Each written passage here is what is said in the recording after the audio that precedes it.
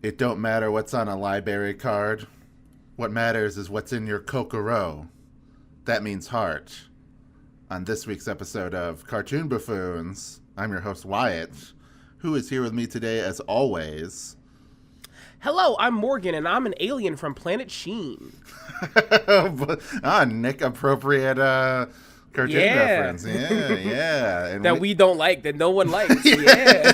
From the same era of the show that we're talking about, and that's Harvey Beaks, which is a bit of a departure from, those like 90s, early 2000s shows that we've been talking about. Nostalgia bait bullshit we talk about. Yeah. I was like, fuck it. Let's skip ahead. Let's do it. I know this is basically like the last time I paid attention to Nickelodeon besides like Rise of the TMNT, which, yes, it's more than just hype moments and aura gifs on Twitter. It's also very funny. Yeah. Kind of heartfelt. Yeah. But no, you saw the thing and you went, whoa, this is like Gorin's Lagan. Yeah. And like you just clocked out, so yeah. But yes, so get too ahead of ourselves, but yeah, we're talking about Harvey Beaks. This is the second show that I picked, alongside SpongeBob. And the reason I picked it is because it's a show that I felt like I watched and got really into, and then like literally nobody else on Earth cared about it. It is funny, like looking at like on Wiki and looking at the viewer ratings, and it's all like way better than what anything gets now. Like it gets over 1 million views per episode, like pretty regularly. Like most episodes have over 1 million viewers. But in 2015, that just wouldn't cut it. Now, It's like, Jesus, if something gets over like 100,000 views, you're like, oh, holy shit. That's crazy. This might be a hit. Yeah. This might be a fucking hit. Like, yeah. But this is a very recent show, so I assume that you either have... Recent as in 10 years ago. Yeah, more recent than we have talked about so far. Yeah. So I assume you either have very little history with it or no history, but if you want to talk about it, go ahead, Morgan. So my only history is you being not annoying, but excited about it when it was airing. Yeah. I didn't catch a lot of it, so this is the show we are covering that I've seen maybe 2 episodes of. Yeah. But yeah, I remember that. I remember vividly, like, oh yeah, I'm gonna give it a shot and stuff like that. And then I remember it got hit with the "You're not SpongeBob" hammer. I'm like, well, banished to the shit. dark dimension, and then dark dimension known as Nicktoons. So I do also remember that this show had a pseudo thing of being seen as like a kids show, like a young kid show. Yeah. Like I remember, like I have a nephew who liked this show or liked of it, and he was very young at the time. And I think that and rewatching it, I think that's not a bad the show does have that vibe to it. I think that makes sense. But yeah, that's all I remember. I don't really have a lot of connections with it because this is later, and there was just other stuff happening like culinary school. Yeah. That was the thing. This show has it's the silliness of Chowder, and by the way, we're going to be talking about Greenblatt more in this episode, so there's going to be more glazing for him. I'm sorry, everybody, keeps happening, but it has that silliness, but it's a little bit more reined in, and it's a little bit more earnest, so I definitely can see it compared to other shows that were on Nickelodeon or Cartoon Network or whatever. Yeah, definitely. It's like more, you're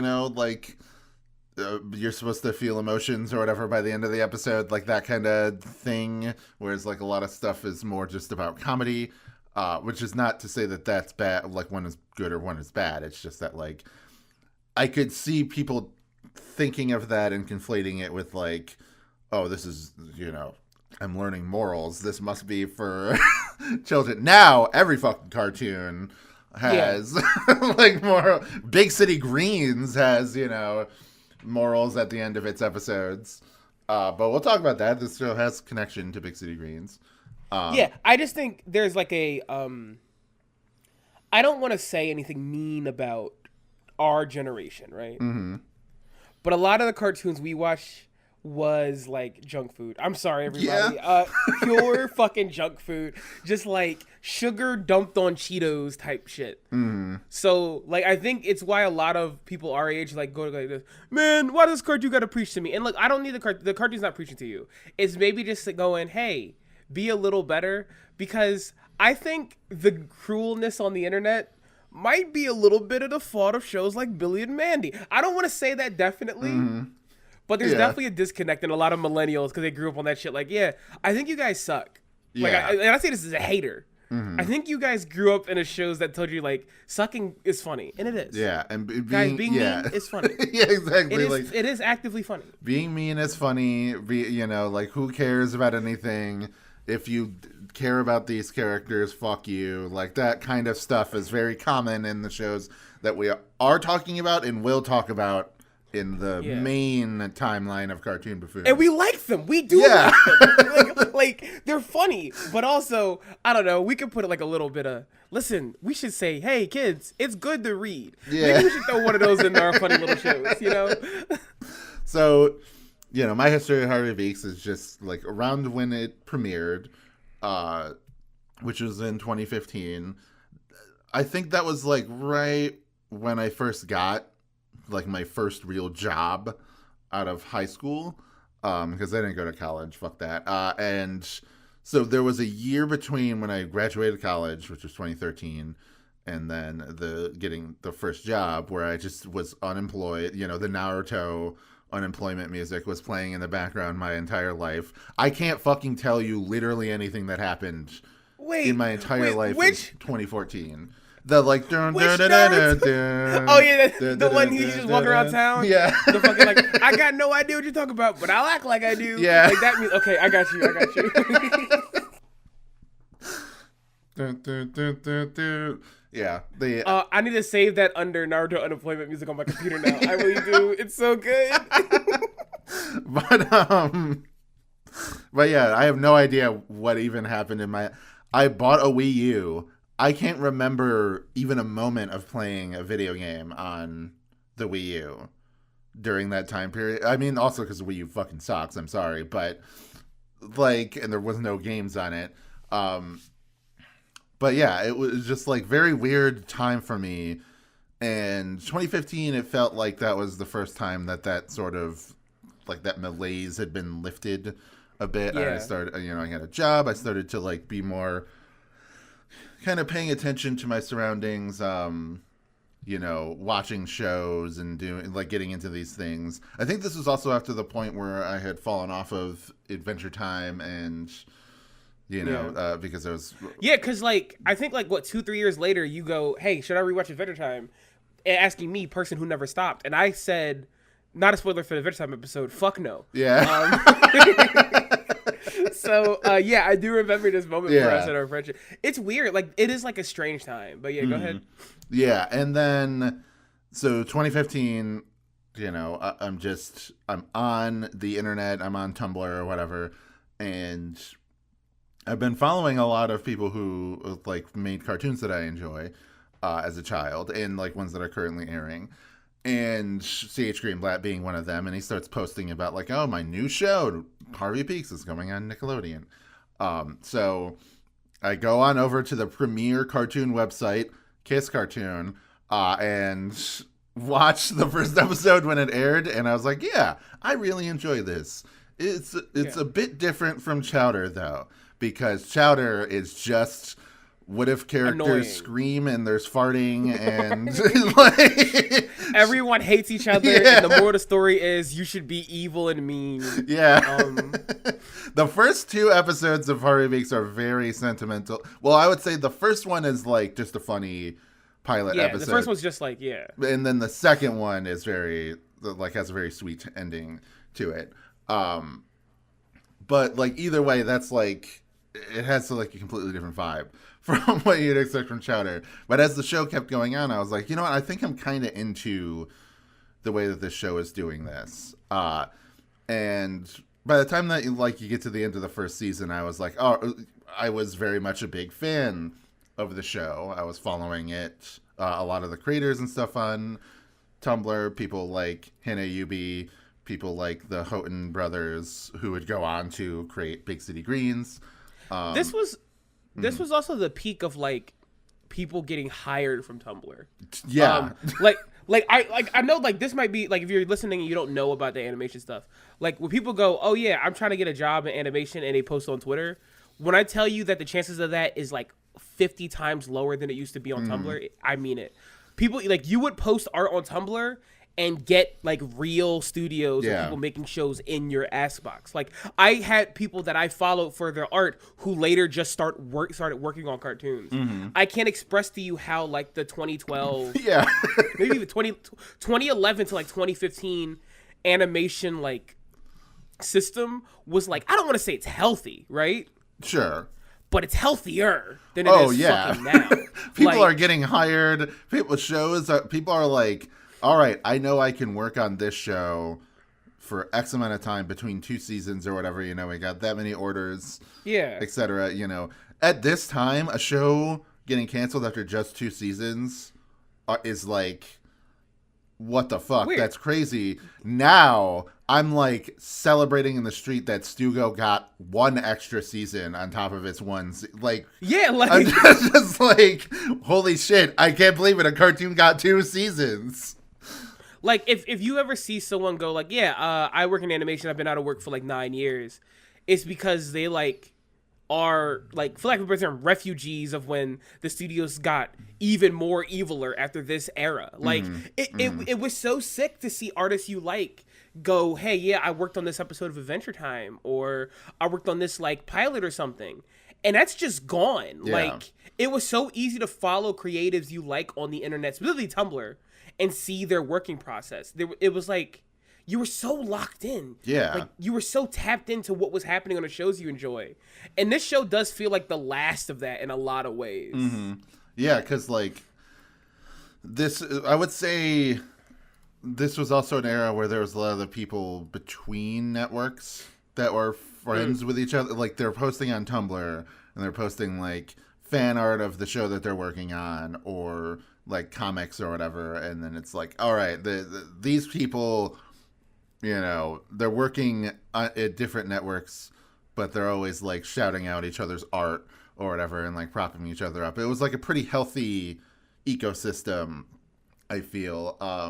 I feel like Tumblr getting rid of porn was like literally one of the worst things that has ever happened to like the U.S. economy. It really was. Like, because it ended up causing a bunch of people to leave Tumblr and go to Twitter, and then people went on Twitter, and then Twitter is way worse. Tumblr is not good. Don't get me wrong; it has a lot of toxic stuff in it as well, and a lot of people.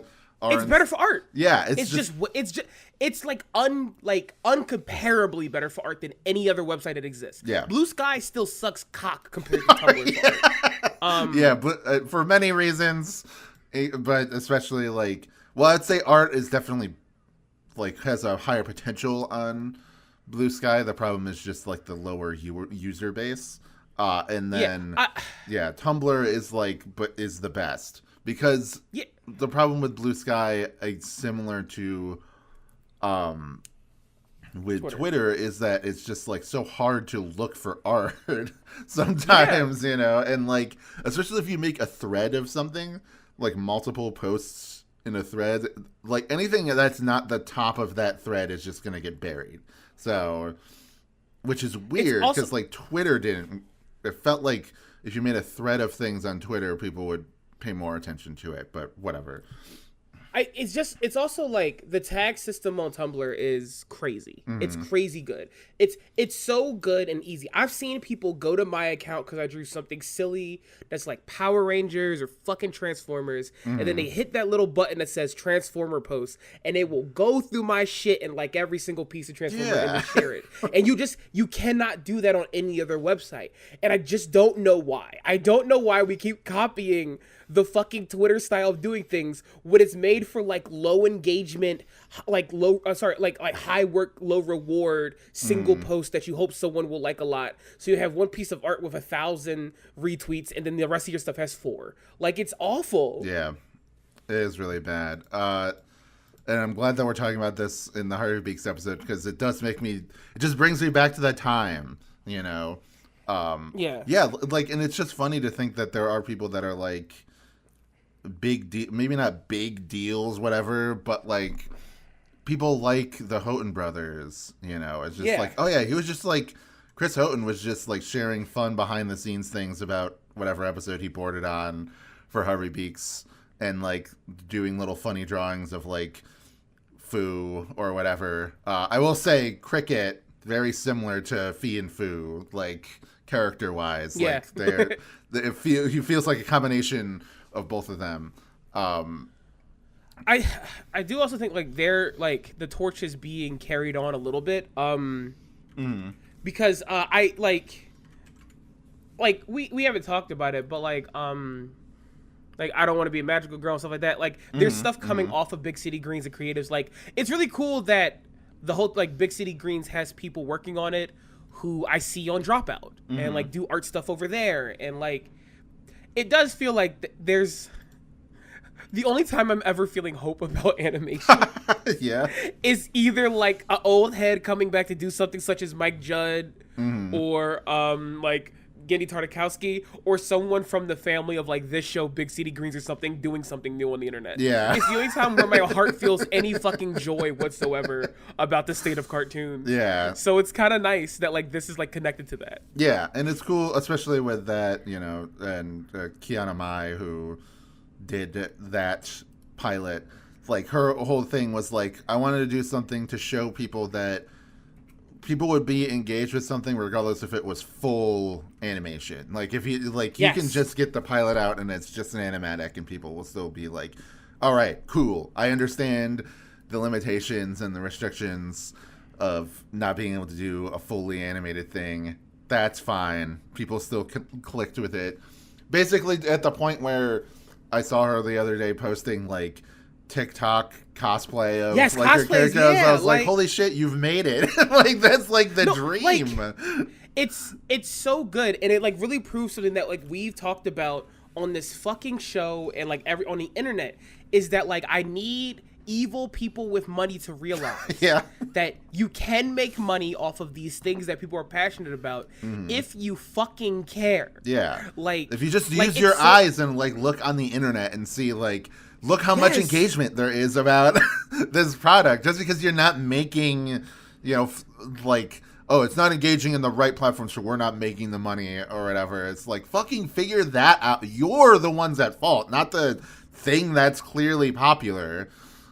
Yeah, like it's like if you let creatives make what they want and be passionate about it and talk about it, you will make back what you like. We talked about it like with like Harvey Beaks, but also Adventure Time, and I feel confident in saying this, wouldn't be nearly as big as it was if not for the team behind it posting consistently on fucking Tumblr. Yeah, we would not have Fiona and Cake if it wasn't for like Natasha, right? I think so. Natasha. Like just constant, just like posting that art and talking about it and stuff. Like you have to let creatives feel passionate about what they are making, and it will come out.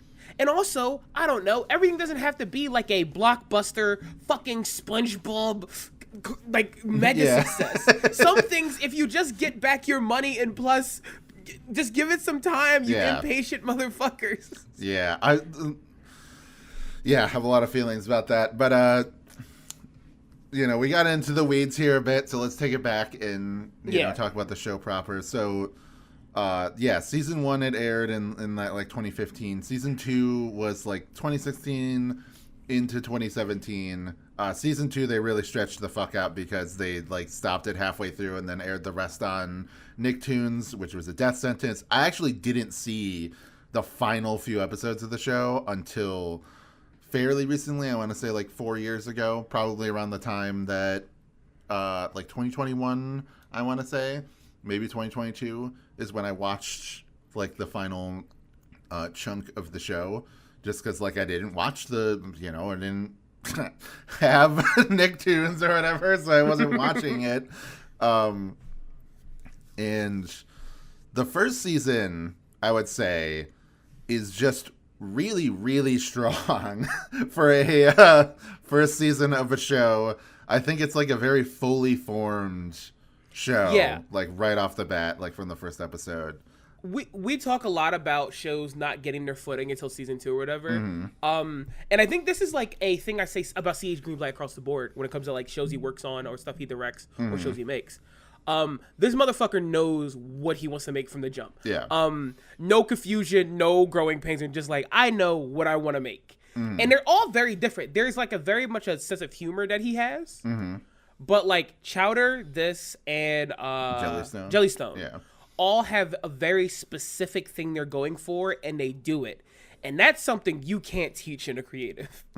That's just something you gotta have, you know? And it's so interesting how this show comes out running, and you're like, okay, this is what this is going to be. And it's so cool. Yeah, and there's so many, like, I would just say the world of Harvey Beaks is such an interesting world to me. Yeah. Because, one, I just really love the vernal in the forest setting. That's just like a great, very cozy setting. Second, I love that it has this air of chaos to it that isn't like completely shouting and screaming and whatever. It's more like you don't know what the fuck is going to happen, and it could be something like goofy like that, but it could be something like beautiful. Like you don't know what to expect. I wrote down that it has like a child's imagination chaos. Where Chowder has like a kid running around screaming at you. Chaos, right? But this show has like the chaos of like something a kid can imagine and like connect with. And I think that's like the kind of chaos it has. I think why it works so well for me. Yeah. And another thing that I think that it does better than Chowder, and again, sorry to keep comparing it, but and I posted about this a bit on Blue Sky, but the cast in general, but especially the female characters, are way better than the ones in Chowder, because like Chowder, you have Truffles, who is an old harpy, constantly, you know, annoying and, you know, picking on Mung Doll, etc. You have Panini, who's like, you know, obsessed fangirl, and then you have Endive, who is an undesirable middle-aged woman, you know, and they make a bunch of undesirable to you, bro. Yeah, well, yeah, we'll get to that in the Chowder episode. Dude, I knocked the leaves off that leafy vegetable. Don't play with me. But like clearly, like more for comedy. Definitely some misogyny in there. Whereas like this, it feels like all of the, like none of the characters are just played for jokes. Like they are, like even someone like Piri Piri, who is the, like, I'm into mysticism and like psychic babble, whatever, like that kind of like weird stuff, is like a pretty well fleshed out character and has like some depth to her. And a really emotional episode about the Arbor Day stuff too. It's pretty good. Yeah, and then you know, Claire, who is the like Fox girl, who is like, she's like the Millhouse of the show. Okay, I guess her. Dude. Or Kratz, who's the skunk, you know, is like, no, it's Claire. Yeah. I hate to, but like Claire has a joke in an episode that I had to pause the show and call my partner. And like, oh, Harvey, you need help with punishments? My parents are whiz at punishments. My mom gets me to write down all my shortcomings, and I put it together in a big ball. She's right. I should have a law firm by 8. And I'm like, Jesus Christ. I'm like, it's a really good joke. Yeah, she just says like she's very funny because she, you know, she gets to come out into the forest and be around her friends, and then every peek you get into her torturous existence at home is like, what the fuck? She's so mentally tormented by her parents and wrapped around to like it's not bothering her anymore. Yeah. She's like, it's whatever. It's just how it is. It's just how it is. Yeah. And then like as far as the main characters go, you have, you know, Harvey, Fee, and Fu are like the main trio. I love them. And like I also said this, like I feel like as the show goes on, like Fee becomes very prominent as far as like being like kind of the heart of the show, because Fu, very funny character, don't get me wrong, but he is like kind of a dumb gremlin type of character. He's very much the baby brother that like doesn't have like I do think the episodes him and Fee get together that's like about their relationship with siblings really fucking good. Yeah. But yeah, I do think he takes a backseat, but I think it's fine for the character type that he is. You know? And definitely, like, as it goes on, especially in season 2, like, Fee just gets a lot of, like, really emotional episodes, like big haymaker, like Jesus Christ kind of episodes, like the stuff with Blister. And then there's like the Grunicorn episode where she just wants to have parents. And like, I think that stuff is like pretty early on too, because one of my favorite early episodes is the like Comet Night 2-parter, where we see like, oh, what are the boys doing? And then they're like going in the woods and, you know, one by one being like picked off by nature. And then the girls' night is like, Fee is spending the night just like having a nice boring night with Harvey's mom. And they're just like, no, I want to show you I can be a fun parent. And then like Fee kidnaps all the other girls. Princess forgot to talk about. She's excellent. She's probably one of the only characters that's like very rarely has any more depth than just being a comic relief character, but she is the joke character. Yeah. If I could enter into a Cartoon Buffoons unofficial segment that we're going to make official right now. Mm-hmm. You're leaving the Buffoon zone and you're entering into the MILF zone. Yeah, very good. I need Miriam Beaks something crazy. I think it's also the fact that it's Carrie Silver voicing her. Yeah. Because I do love fucking Reno 911. Yeah. She is gorgeous. Her little ascot. She is a woman in charge, making her husband carry the egg around until that egg hatches. She's domineering. She's thoughtful. She's kind. Yeah, I need that bird so bad. Yeah, you know? She is a very cute mom. Yeah, and especially like in those moments where she tries to relive her like childhood, like recklessness. And by the way, that also like how much of that is in the mom in Big City Greens. Like it feels they took that, like, oh, what if her past as like a rough and tumble punk. What if she was still like that? You know, that feels like what the mom is in that show. And yeah, just like learning about that. And then that I thought that too at the beginning of the steampunk musical episode. I'm not sure if you watched that, but there's a 40-minute steampunk musical. But at the beginning you see like a vignette of Moth and Irving living, you know, being together as friends like throughout childhood and into adulthood, and you just see like screenshots of like the different girlfriends that Irving had while Moth is completely alone. And like you start to pick up that it's like, all right, the first one he had is like this little mouse girl who's like very meek and cute. The second one is like this big, like, you know, like pig lady, and then the third one being Miriam. And it's like, okay, he had to like figure it out. He had to get that nice like middle ground between the two, you know, but he found his type. Very convenient that she's also a bluebird, but, you know, we won't. Yeah, maybe, I don't know, maybe the pressures from his parents got to him, who knows. Yeah.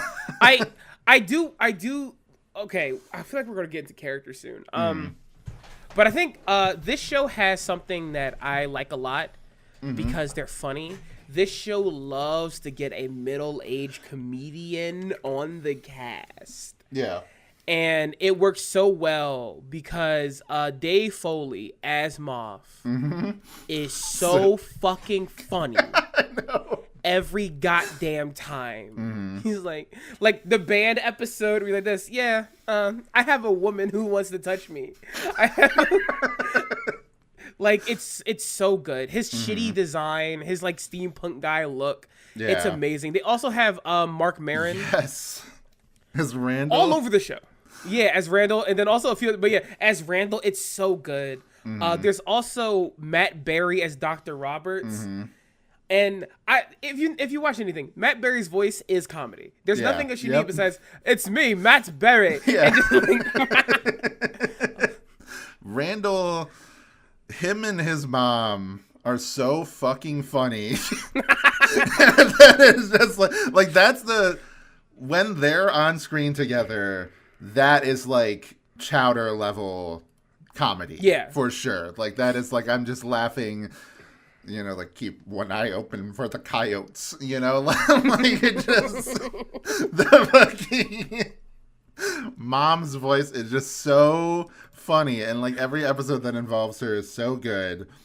God damn, yeah, just like a great cast of Yeah, like adult. I do want to give a shout out. This show does something that is rare but good when you can do it, which is like 90% of the kids are voiced by kids. Yeah.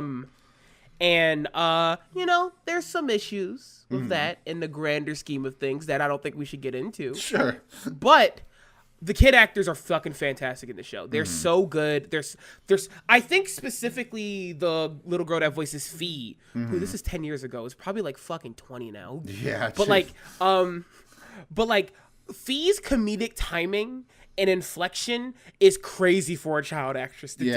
Like there's some real there's episodes where like Fu also, but Fu feels like you could tell a kid's voicing it not in a bad way but in a good way. Fu feels like a kid, that's weird and fucked up. Yeah. But yeah. There's scenes where like Fu, like any episode where Fu is like angry or annoyed at Fee, and Fee goes, "I hate you. Get it together now." And I'm like, this is always the funniest way she possibly inflects it. Yeah. I also think titular character Harvey Beaks, Max Charles does a fantastic job with Harvey Beaks. Yeah. I've never heard a kid sound so appropriately full of anxiety in my entire life watching a cartoon. Yeah, because he has like there's like that mix of like eagerness and anxiety. Yes. That really and makes trepidation. Yeah. And like I know that he went on to do like a few other roles, like he was whatever the fuck from Lion Guard, this Simba's secret second child that he had, and Keone, bro, come on, what are you talking about? Keone. he was him. Lion Guard gets fucking crazy by the end, apparently. Like, I only watched, like, a bit of the first season, and I was like, haha, okay, I'm not watching this anymore. And then... We are never watching Lion Guard. And then no, we're not. Don't worry. We're not. I don't want to watch the Lion Guard. I'm just saying that, like, I was, like, seeing stuff from season 3, and I was like, what the fuck is going on in season? Dude, it's like that in the Tangled show, just go like completely insane. They were just doing that. Don't get lesbophobic. I know some shooter lesbians that love the Tangled show. I heard that Flynn gets cucked, apparently. I don't know. I don't know. That'd be good. I mean, fuck. What's that dude what's his fucking... You can't bring up the edits. You can't bring... no. Well, yeah, I know. Okay. I know that. I'm talking about the guy who voices Flynn, who's like a complete fuckboy. He's like... he was... Jesus. He was Shazam. And, the fucking...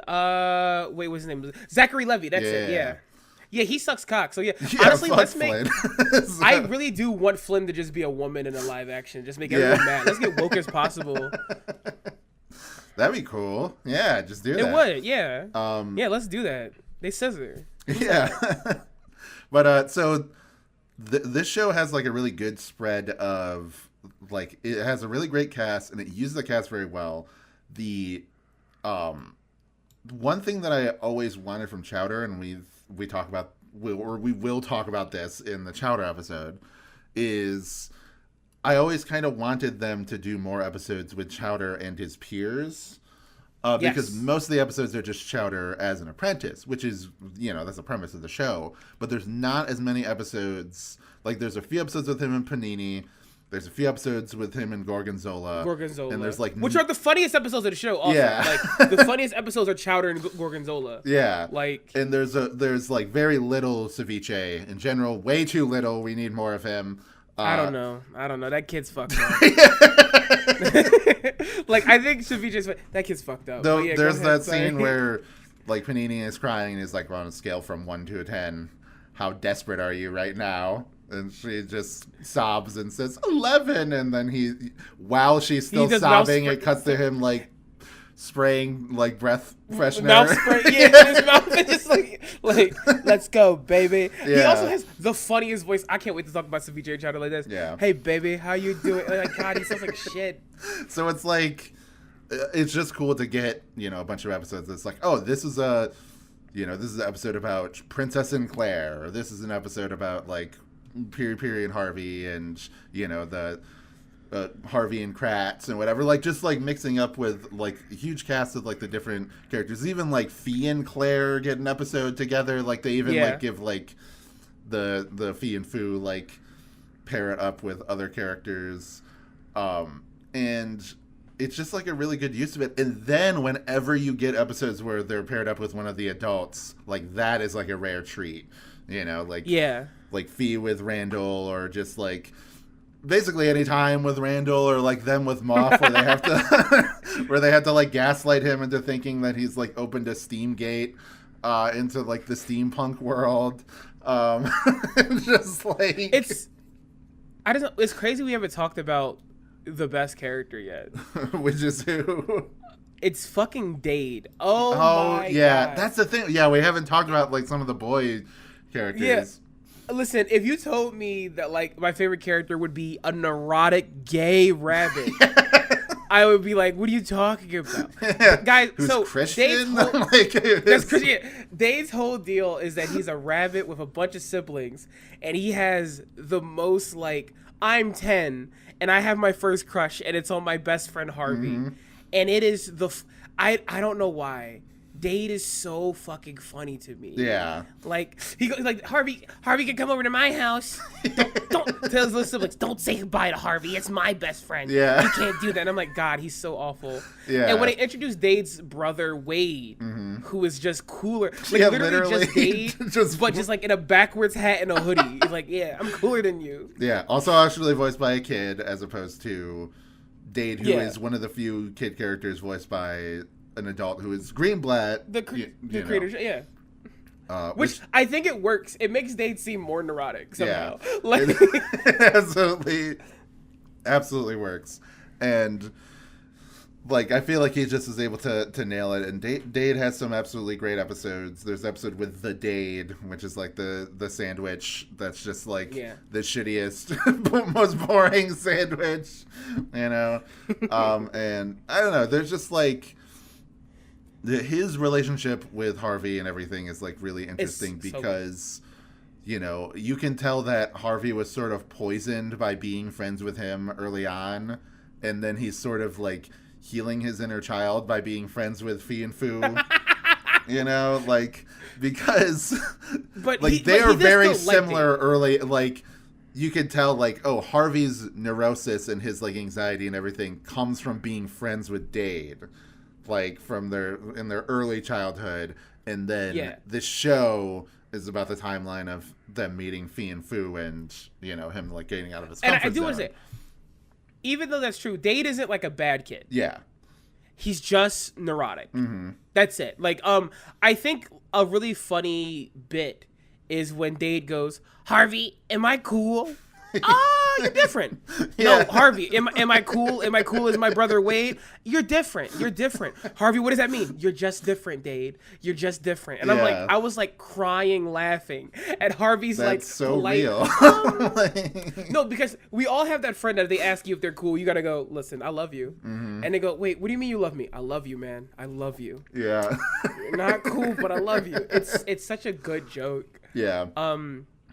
And another kid, like the other boys, because we didn't talk about them, is Rooter, who is a dumb joke. I think Rooter's joke is stupid. Yeah. However, the joke of he's a Canadian warthog, not Canadian, Australian warthog who loves games and survival is still funny every single time. Yeah. And I like, there's like an episode where he like is indebted to Foo. And he like goes home to his dad and is like, I've given my life to Foo. And then his dad's like, oh, well, you know, this was an expected son, but I support you and love you. He's like, no, I mean, I have a life debt. And I'm like, that's sweet that his dad immediately accepted that he was gay. It's okay. You know, and like his dad is just like a mail carrier. So it's just like, it's just funny that he became like this. So, because some of them, like, you can see, like, oh, that the parents created a monster, you know, like the inspiration in Pooker, the two turtles that have Techno Bear as their child, like, you can tell that their personality created him, whereas, like, where the fuck did Rooter come? Why is he, like, Crocodile Dundee style? character. I think also you mentioned Techno Bear, and you can't just say the sentence Techno Bear. Yeah. And not stick on. Techno Bear's whole deal is that he is a bear in a Speedo with a boombox playing Jersey Shore style techno and fist bumping whenever it goes. And he is funny every single time. Yeah. I don't care. And it's like, hey, yo, where the honeys at, guys? And I'm like, fuck, man. He's a MILF hunter. He's into Harvey's mom. And then his parents are like the Jersey Shore, like trash, like Italian, you know? Yeah, like his dad is like balding, but he's a turtle with like a pseudo pompadour, a tank top with chest hair, and a shitty arm tattoo. Literally, the first time I saw his parents, I had to pause everything to laugh. Like, just like, hey. Also, his dad's name is not. He doesn't have a name. His dad's name is The Inspiration. Like. It's really good. Oh, it's so fucking good. And his mom's name is Porker, I think. Pooker. That's her. Pooker, yeah. like Snooki. It's such a good joke. It's so fantastic. Yeah. And they have like a really good episode like late in season 1 where, you know, he learns that his name is Terry Bear, not Techno Bear, and they're like, oh fuck, we never actually told him. Like, we completely forgot to tell him that his name is Terry Bear. So he has like an existential like identity crisis, and like tries to reinvent who he is, and ends up becoming like a cowboy. And then they have to like give him a pep talk. That's where my quote from the beginning is, and it's just like just a very fun episode because like I don't know, it's just fun to see as the show goes on. You know, you expect them to be like, okay, we're going to focus on Harvey and then Fee and Foo and like his family, maybe one or two of the other kids. But a show goes on long enough with an extended cast, you start to get episodes about everybody. By the end of season 2, you get an episode about Tara, the spider, who is like a hairstylist. And it's like, yeah, cool. Okay, yeah. Oh, that does bring me to like art of the show.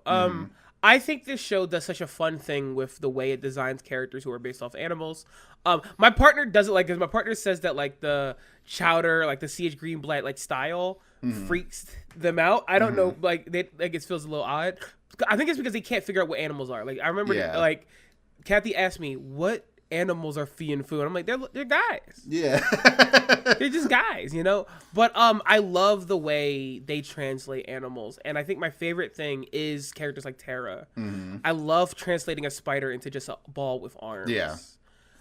C.H. Greenblatt has a giant thing with drawing trees as people, and I can't get over it. Yeah. He always has to have a show with trees as people, and it looks great. The show reminds me of like a book you would get. Like, I know I've said this before for other shows, but this show very much so feels like a Richard Scarry book or whatever. Yes, yeah, like a book you get for your kids to read. And I think it works so well because of that.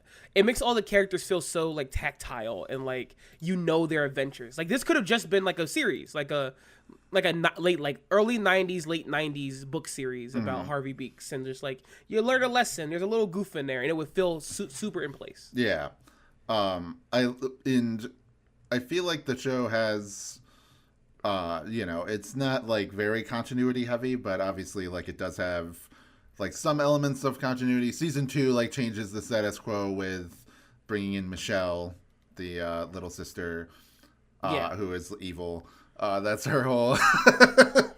Though she, you know, there's some light in her soul. Like there's some episodes where they you know touch on that in their relationship, but there's some episodes that are just like, there's the one about them like just feuding with each other. There's a good one with Fee like learning to be a good big sister to another sister because she's good with Foo but not good with like a baby, and has to like goes to the pyramid of sisterhood and all that. But like, you know, season 2 ends up like, oh, like I said, you had the stuff with Blister. Spoilers for the show that ended like 8 years ago. 10 years ago. Yeah. But, you know, Fee befriends like a guy at an old folks home, ends up like having him see like a new lease on life. And then like some episodes pass. Like, it isn't just immediately he dies. It's like you get a couple episodes with him in it, then he passes away, and then it's like a lesson. Oh. And it's like very sad. So, and then, you know, that like leads basically right into the finale. Like, there's only a few episodes until the finale, and it feels like a, you know, we're sort of like putting you in this position of like, get ready to say goodbye to your friends. And the finale has Fee and Foo's parents show up from the greater Impland Empire, which is just like Russia or Eastern Europe, you know. So I was just like laughing at all the, you know, all the jokes. And I'm like, yep, that's how it is. And then like having the series end with, now Harvey has to like live his life with Fee and Foo gone, and sort of like how they changed him and how they affected him, and, you know, like how is he going to go on from that? And it's like, that was a very touching way to end a show, especially one that, you know, they didn't really intend to only be 2 seasons. Yeah, and got cut short. But it's like, yeah, if you're given that opportunity, if you're like, all right, I have to end the show now, let's just do it. You know, let's just end the show on a high note, give it like a nice emotional ending, and yeah, I feel like they absolutely nailed it. Now that I'm not getting to the end, we can still talk about the show in general. I'm not wrapping it up. I'm just saying that. No, like, I get you mean. Yeah, no. Yeah. But like, I think also like the episode title is really good for the last one, the end and the beginning. Mm-hmm. It's I do love and I prefer when shows have like a way to end and like ways they want. And I know this is like a little early, but I do think the ability to pivot and do the ending that like feels good or like feels appropriate, less so than good. Appropriate is better than good. But I think that's like a talent, and it's something I like. If you're going to end the show, you might as well tell them, you know? Yeah. Like, I truly hate it when shows get ended and they're like, well, we thought we had another season, so we didn't put an ending in. That bothers me more than anything on earth. That is like the bane of my existence. Yeah, because it's just like, well, fuck. Now I'm just sitting here, like, annoyed because you know, it's like, it's fine if you wanted to end it with a grander finale and you had to, you know, whatever, opt out to something like lesser than that. It's fine. The problem is when it's like, no, we want another season. We'll take no for an answer. Like, and I don't think that there's anything wrong with like the people that are doing that necessarily like on a moral or ethical level. It's just like annoying from a viewer experience perspective. Like, I think of Final Space as one of those where the guy's like, I wanted like 8 seasons of this show. So season 4, the last one that aired, ended on like a completely ridiculous, like insane high stakes cliffhanger. And then the show got canceled, and then he's like, all right, I can bring the show back, but it has to be in comic form, and I have to sell it on my own website and, you know, do all this stuff, and it can only be one comic. And I'm like, man, do fans even want this shit? Dude, like, that's so fucking... There's too many, like, stipulations for this. It feels like it's, like, too much. Also, you're going to be writing the longest fucking comic of all time. Unless you actually try to construct a proper ending out of just the ending of that and not try to do 4 seasons worth of storytelling in one comic. And, like, I do feel bad for creators that did this happen to them. But, like... Like, I know, like, the advice isn't always the cleanest, but, like, kill your darlings is a real thing. And sometimes it might not even be, like, a favorite scene or something. It might be the dream ending you had in mind. You might Sometimes you gotta, like, reform and go, this is the ending that I can do that feels good. Yeah, just recently, and this is tangentially related to Harvey Beaks, but I watched through the single season of Primos, the Disney show. And that's a show that, you know, it had some trouble before it came out. Yeah. It pissed off a lot of Latin America for a lot of reasons, you know. But it came out and people watched it and they're like, oh, this is actually a good show. And it became very popular on the platform, but the damage was already done. So the show got axed, you know, with just 1 season. And And I watched it, and I got to the end, and I was like, yeah, this is like, even though this clearly isn't the ending that they probably wanted to do, they did a good job ending season 1 on a high note that felt like a sense of finality, to the point where I don't really desire, like, if they do a season 2, like, if it's magically popular enough that Disney wants to reopen that battlefield, then great. But as it stands, I'm perfectly satisfied with the way that they ended it. And I think that that's like a very smart thing for them to do, especially with a show that's like about like a single character growing and changing over the course of a summer. So you can really see like how different she is from the beginning to the end. And they say that it has some tangential connection to Harvey Beaks because Natasha Cline worked on Big City Greens before making Primos, and then Big City Greens is like an offshoot of Harvey, because the Houghton brothers worked on Harvey. So it's like a long line of connection, and that's another fun thing about cartoon Buffoons, is being able to draw the lines. Yeah, draw the lines, dude. It's so sick. It's so cool to do that. I think one of my favorite things talking about early on that like I like informed people of was how many things like Seth MacFarlane worked on and stuff like that. Because I think we forget a lot of times of like these big creatives that we are so familiar with the work they make now that we forget, like, you got to start somewhere, Yeah. Seth MacFarlane made, some pilots for like Oh Yeah cartoons and like other stuff, and he also worked on Johnny Bravo. Like, it's so cool to see that these people work on other things and where they go from there. It's why I have hope for cartoons, and I will never lose that hope, no matter how much evil is happening. Yeah, because you'll always get people that are, like, oh, this person's so talented, and then you look and they're like, oh, they're a really good artist. Oh, they have like a really good idea for a story or whatever. It's people like Kiana Mai, and then they're able to like share their story either through conventional means of getting a show produced or doing like the indie pipeline, which, by the way, we talked about it. Indie, as cool as it is not a 100% viable solution for everybody. You kind of need to have a shit ton of money. And you also have to have like a shit ton of pull before you even start it. Yes, it's hard to come straight off of the ground. Like, you got to get some stuff going already. Yeah, not everybody can be Vivzy Pop or whatever. But yeah, so that's... Why the fuck was that where you went for... never mind, I'll chill out. Shut up. It's because fucking Has-Been Hotel is like... It's an Amazon Prime show. I don't know what that is, so let's keep going. I don't know what that is. Yeah, well, when we do our Amazon Prime miniseries, we won't talk about it. We'll do... we won't. And if you even joke about us talking about it, I'll kill you. We'll with do a real big hammer. Yeah, we'll do Nico and the Sword of Light instead. But... What was I going to say? Oh, yeah. Just a few more things. There's one thing I really liked about early on in season 2.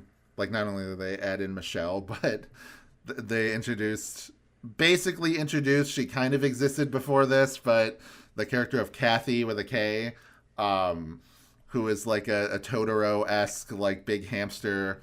And she has like a YouTube channel where she just posts like leaf hauls, and it's just like, and it's just like a very funny and like sweet episode that it's just like, oh, Harvey is like really into this very small YouTube channel. It's like, I gotta get everybody else to watch this channel, and then everybody's like, who's Kathy? Like, we've never heard of this person. And him being like, oh, she was in all these other episodes with us. And it would just be like a scene from an episode, and then it would go on for a little bit longer. Yeah.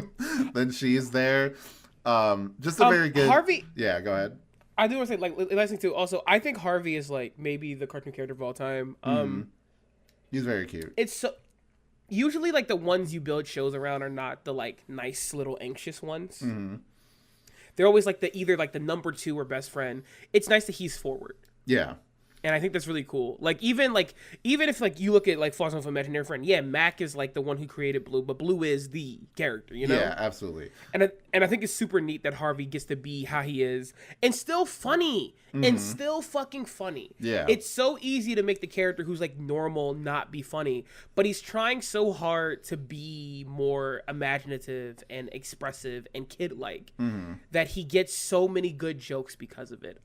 Yeah, it's like they also they also make his anxiety a very funny but like real part of who he is as a character, and I like it a lot. Yeah. There is like a little bit of a loser dweebiness to him that is very endearing, you know, in general. And I was just going to say that, like, yeah, even like Cricket, you know, in Big City Greens, like he's sort of the main character amongst the Green family, but like he's a very different, or he's like a more traditional protagonist you would expect from a comedy show. Whereas like someone like Tilly is a little bit more offbeat. Yeah, she's maybe a little bit closer to Harvey, though she doesn't have like, she has like a lot of confidence actually, whereas Harvey has like very little self-confidence a lot of the time, but is like always eager to try and do something. Yeah. But yeah, just like, yeah, just a great cast of characters, great show, a lot of great episodes. It's just like overall, like you really can't go wrong watching the show. Biggest problem, season 2 is not on Paramount Plus for some it's fucking not. reason. It's fucking weird, dude. Yeah. It's so weird. That's just like, and it's the thing is, they took it off, but they left season 1. That's the weird part. Yeah. They took it off. I don't know if it's like a licensing thing or whatever. I don't care. Fuck you, billionaires. You fucking. I hate all of so them. annoying, especially like because you know, like there's so many good episodes in season, like obviously season 2, like they had a whole season under their belt, so they get to make some. But there's like, yeah, some really heavy hitting episodes in season 2. So it's just like, oh, like I'm scrolling through it. One of my favorite episodes, The Unknown Comic, which is about Kratz, and like he like creates a comic book and like a character that's like so cool, but he does it anonymously, so nobody knows it's him because he knows that like people think he sucks. So like nobody would like the comic if they knew it was by him, and it ends up being like a very like touching episode about like appreciating and like crediting artists and all that stuff, like through Kratz. Go ahead. I don't know how to get a performance for Kratz out of a kid. Yeah. That kid's ability to sound pathetic is crazy. That's another. He's the kid who goes through the most puberty. Yeah, like, like because other kids like when their voices change, like you know, Fu had to change voice actors and Reuter as well, but like he's like so different the entire time, but they're like, there's no other person that can be Kratz, so he just has to find a kid that can like sound this pathetic is impossible. This kid has an old soul derogatorily to pull this shit off. I guess before we wrap, I do want to say there's one story I have from Kathy about it. Kathy doesn't know what Harvey Beaks was, right? Yeah. So Kathy said, oh, is that the cartoon about the yellow bird? And I'm like, what the fuck are you talking about? Like, you know, the show about the yellow bird that like is in the city? And I'm like, what? Big City Green? That's what Harvey Beaks. He's like, oh, that's Big City Greens. I like this. I'm like, Kathy, there is no bird people in Big City Greens. And Kathy went, there's not? I says, no. They're just people. Yeah, they just don't have noses. And I think it's Grandma Alice that gets Kathy, and it goes because she does look very bird-ish. Her you know? top lip. But it was just so funny. I'm like this, Kathy. I have a good knowledge of cartoons. I can't think of a single fucking cartoon about a yellow bird. I was gonna say like Breadwinners or something where I was like, yeah. Oh, no one's thinking about fucking. That's weird. But yeah, I do think we should probably do Big City Greens whenever we do another like a shoot off thing. Oh, for sure. It'd be great I would love to do that because I just watched the second season of that show and I really enjoyed it. So yeah. But yeah, and that would be like a fun sequel to this. And like right now, it kind of is like a holdout of this era, you know? Yeah. Because it was premiered in like 2017. In the fact that it's like still going and it's on season 4 and there's a season 5 on the horizon. And people like it. Yeah, people continue to and be like, you know, glorious, my wife, and et cetera, et cetera. Maybe I'm only saying that, but whatever. Yeah, we'll talk about Big City Greens at some point if we ever do. I mean, next year, whenever we do. Yeah, we'll do a Disney Channel. Yeah, we'll do that. We'll do. Oh wait, actually, The Weekenders, baby. Weekenders, that's a really good one. I was thinking of which ones I would want to do. I mentioned Kim Possible. Yeah. Maybe that, but I don't know. Just because, like, Tarika's right, it is kind of like an obvious choice. I was thinking like. Dude, can I throw one in the ring? Yeah, well, okay. Yeah. My nigga, we gotta do Fillmore. Fillmore's real good. Fillmore's really good, dude. We gotta do the dinosaurs, like the Jim Henson show. That counts as a cartoon. No, it doesn't. But well, if we ever do HBO, then we can do like Fraggle Rock. And then we can do like Babar and Madeline and Dude, we have the Muppet Month is the only shows I would love with to puppets do. and stuff. I would fucking love to have an excuse to do dinosaurs or Fraggle Rock. We fucking do dinosaurs and truly the most Nikki episode of fucking I cartoon know. that ever exists. Dude, Nikki used to torment me with so terrifying fucking. Yes, he's so scary. Yeah, he's so scary. God, I hate that. I love dinosaurs. It's really cool. Yeah. I love that they all die. Yeah, that is such a yeah. The fact that they in the show in general, I'm not gonna say it's like. Good. A leftist. Well, okay, it is good, by the way. Shut the fuck up. I'm not gonna say it's like a leftist masterpiece, but like it is like really radical compared to basically. Yeah. I mean, basically every kid show that's on now, for sure. But especially like back then, there's so many like episodes that I'm like, holy fuck! You can talk about this in a children's show. But yeah, just a very, very good. Big thumbs up on Dinosaur. Big thumbs up on Harvey Beaks.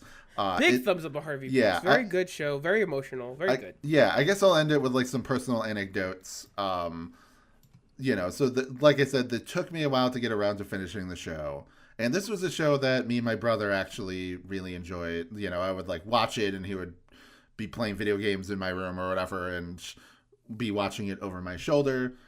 So like, and I would like, tell him like, oh yeah, there's this new episode. It's about this, or it's about this character, and just going on Tumblr and like looking at the promotional art and behind the scenes stuff. Again, you really don't get that anymore with a lot of modern cartoons. Stugo, my beau has been like that crew is on Blue Sky and they've been posting a lot of behind the scenes stuff, which is really cool. But you just don't really get it that often anymore. And, a few years pass after the show ends and everything. And then there was like, I started doing videos on Harvey Beaks. Actually, I've always wanted to do a video about it, but I just never found the time to like rewatch it or write about it. Maybe now will be the time, after we've recorded this podcast that I think you definitely should, Wyatt. I do miss your videos. I think you definitely should. Yeah, because I do want to start making videos again, and I'm sick. I like cartoon buffoons, and we're not gonna fucking stop anytime soon. Trust me. But I want to make the channel not just a dumping spot for cartoon buffoons. I want to get back to making videos, and I want to do a few of the ones that I was like, all right, got to do one on OKKO. Got to do one on Beast Wars at some point. And then got to do one on Harvey Beaks because that was like one of those cartoons that like got me invested in cartoons again after like Adventure Time was annoying me and whatever. Like a bunch of things like I just kind of like fell off in like 2014, like I said. So, and then also like, I'm not going to get too personal, but me and my brother we're very close, but we've had some problems in recent years. I feel like watching through Harvey Beaks and finishing it in like 2021, whenever we finished it, was kind of like the last point where like we really were like together in a shared space, enjoying something, and like being on an equal level, being friends, and just sort of like I really cherish that. I cherish like going through and like finishing up season 2 and seeing like those episodes, and like they're very like emotional episodes. And like I don't know, it stuck with me, and it means a lot. Yeah, like it means a lot to me, and it just made me so excited to see more from Greenblatt. You know, I love Jellystone. Fuck every single person on the internet who is if your little clout chasing ass is like, it's bad now, you're bad, and I'm hitting you with rocks. Yeah. No, but like I think that's like why I love this show. Like I love like basically that's why I love Harvey Beaks, but also why I love doing this show with you. Mm-hmm. Is that the core thing is we talk about the industry and people who make stuff, and like we have people on the show that mean stuff, but like the core reason why I like doing Buffoons is because it is about what these shows mean to you emotionally. Yeah. Even shows I don't like, they mean something emotionally. Yeah. Like, I'm excited for us to get to OKKO in like 19 years, because like not to give it up too much now, but like, so I've been with my partner, like my spouse, for like what 9 years now. Mm-hmm. Our anniversary was not that long ago. But like the first thing I remember showing Kathy was OKKO because I wanted to watch it as it aired. Mm-hmm. And I don't know. I watch cartoons very solitarily. I talk about them, but I don't watch them with people. And there's something about watching a weekly show that drops every week with someone that is so different than binging something or something like that.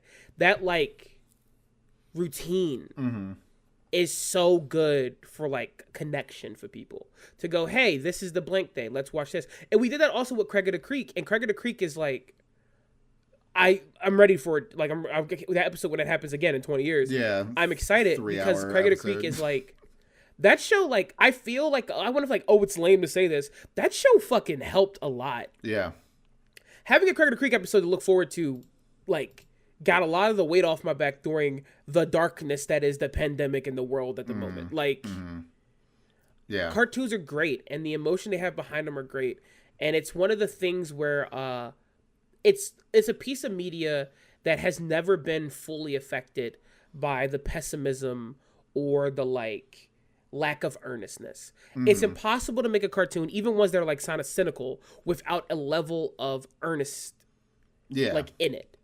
And I think that's why cartoons feel so good to watch, and why like no matter how old you are, you should like lock into it a little bit. Yeah. And Harvey Beaks is the most earnest show we watched, and I'm glad that we watched it. And I'm glad that you picked it. Shout out to you. Yeah, it is. Yeah, it's just a very lovely show. Now the question comes. I guess we don't need to, but it's just like a mental ranking. Like I would definitely put this in like my top 3. I think now I would say this is lazy because it's just the 3 past episodes we did. SpongeBob, As Told by Ginger, and this would be like my top 3, in no particular order, but SpongeBob kind of, is at the top. Wait, like out of these guys? Yeah. As far as Nickelodeon shows go. Yeah, my number 1 is still As Told by Ginger. Yeah, As Told by Ginger is fucking amazing. Like it was so good. Oh man, I don't know. SpongeBob means so much to me, but I think Harvey Beaks made me feel warmer. So maybe Harvey Beaks and then SpongeBob. I think SpongeBob we take for granted because it's literally just a part of who our DNA like, as humans. Only like, 3 seasons of it. We're into that. Whereas like there's 12 other seasons that we haven't seen. So. Also, SpongeBob doesn't need us to suck its fucking dick. SpongeBob knows what it is. Like, we don't need to give SpongeBob any clout. I think, Yeah, I agree. And I think that, there's other great shows, obviously, on Nickelodeon, like Hey Arnold, Rocko's Modern Life, stuff like that, that really stick with me, that I think are, like, very funny or very endearing. It sucks that we didn't get to do Hey Arnold for this miniseries, but I'm also glad the spread of shows that we picked. All grown up. That's what's next. So yeah, the last show for our Nickelodeon month will be Rugrats All Grown Up. I hope you guys are excited. I'm ready to die on the hill for this fucking show. Yeah. I mentioned this to friend of the show Rexy, and Rexy said, "Oh wait, y'all trying to go to sleep?" She fucking called this show NyQuil, and I meant this. I love Rexy like family. She's like a sister to me. I'll fucking kill her and throw her in a ditch if she fucking insults You're not coming back for the Batman. Yeah. I gotta defend that show too. But yeah. Yeah, I'm excited to watch it just because like we did As Told by Ginger, and I was like, a little bit afraid that it might be the same, but it's also like that show is so good, and this, and I can already like understand the differences between Ginger and All Grown Up, like tonally, that I feel like it's going to be like its own unique experience. And also, I am scared. Yeah. Go ahead. Yeah, I'm scared in the sense that, you know, like that you're just eager to be like, oh, what if it sucks, whatever, you know, or what if it's, I don't know what to think of it. But I also think that we've done a really good job dismantling the biases or whatever that people have, because there'll just be a guy on the internet who says this thing sucks, and then everybody listens to them forever. I think we talked about that in the No, we do. We talked about it with Tariq. Yeah, we talked about Tariq. Yeah. And that guy I kill with a bat, a katana. Yeah. We don't believe, you know. Yeah. With a katana, I do the Virgil fucking cut from Devil May Cry, and shoot my sword, and it slashes everywhere. And that guy's now dead, and you can't listen to him. Yeah. You have to watch the show and form your own opinion now, bitch. I don't know if this is true, but like I've been looking up stuff about Stugo because I've been wanting to write a video about it, and I learned that the creators, Ryan Gillis and Sunil Hall, they worked on Pickle and Peanut before doing Stugo, and you know, they did like the second season of that show. And Pickle and Peanut, I remember everybody being like, this sucks, this show is like cringe or whatever. And then I just look up clips, and every fucking clip I see is so fucking funny. Just like, were we just morons in 2015? No, what the fuck happened? I think the thing is, though, is that people think that cringe is a good thing, like a good like insult for a show for children. You know how insane you sound? You go to the fucking swings and be like, bro, these swings there's no haptic feedback in these swings, dude. I'm like, dude, fucking die. What are you talking about? It's for children. Cringe doesn't exist yet. What are you, an idiot? Like, it means like, oh, man. You know what I hear, guys? The Wiggles, they like bass. I don't think the Wiggles has enough depth in their sound. And I'm like, you should die. Yeah. Like, there is a Wiggles episode. In Harvey Beaks. The dad band. Yes. One of my favorite episodes, actually. I love that fucking episode. Went crazy. But yeah, this is I think we did a good time. Yeah, we did a good Harvey Beaks. Yeah, good episode. Good talk on Harvey Beaks. Morgan, where can everybody find you? You can find me at Girl Next Door on Tumblr and Blue Sky. Yeah. We should pay Matt Berry to do these for us. But yeah, I'm on Tumblr at Girl Next Door. I talk about Vampire. I talk about Vampire the Masquerade, if you are familiar. I talk about other stuff, mostly stream of consciousness and art every so often. You also find me on Blue Sky, where I also talk about Vampire again, but also about cartoons. You'll probably get a sneak peek of what I'm currently watching for this over on Blue Sky, because I'll probably post about it. You gotta hurry though, because I heard that Blue Sky has been banned from the lake, and that the Great Lake Spirit will be shooting Blue Sky up into the atmosphere soon. So get over there before it happens. What about you, Wyatt? Where can we find you? Forgot to talk about how he is what's his name, Mung Dahl. I can't remember his fucking name, but the guy who voices Mung, Dwight Schultz. That's it. Dwight Schultz, Dwight Schultz. Good, yeah. Just good to have, you know, like characters between, just like how, you know, there's always like, oh, Dana Snyder is always in one of these shows, and Dwight Schultz is always like in one of these shows. It's just like it's good to see that connective tissue there. Yeah, it's always good. But yeah, where can we find you? You can find me on Twitter and Blue Sky at WASPRanger, WACP Ranger. If you follow me on Twitter, I'm mostly just posting incendiary things at people in the Metroid Prime 4 tag or whatever. That's as you should. Let's go. All I'm doing. But on Blue Sky, it's mostly stream of consciousness stuff, but I do post about videos and podcasts and everything that I'm uploading. And yeah, I think go on over to It's Only Magic Patreon, $3. You get the next episode a week early. If you're listening to this on YouTube right now, thank you. But if you want to get that All Grown Up episode right now, $3, bam, you get it. If you only got $1, that's fine. You get Wow Cool Robot, me and my friend Wayne going through every single robot in existence. We recorded a bunch of new episodes recently. They should be up at this point, so check them out. And if you are a $3 patron, thank you so much. Continue to support us. And join us next week as we come back and finish off this little mini-series with All Grown Up. See you there. I really want to shout it out. Yeah. All grown up. I want the world to know. Goodbye.